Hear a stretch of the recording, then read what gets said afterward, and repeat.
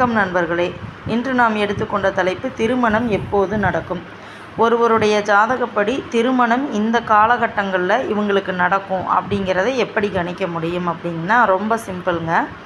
அதாவது லக்னம், எந்த லக்னமாக இருந்தாலும் சரி, லக்னத்திலிருந்து பார்க்கும் பொழுது 2, 3, 7, 11 இந்த இடத்து அதிபதிகளுடைய புத்தி நடப்பில் இருக்கும் பொழுது அல்லது தசை நடப்பில் இருக்கும் பொழுது திருமணம் என்பதற்கான அமைப்பு ஏற்படும்.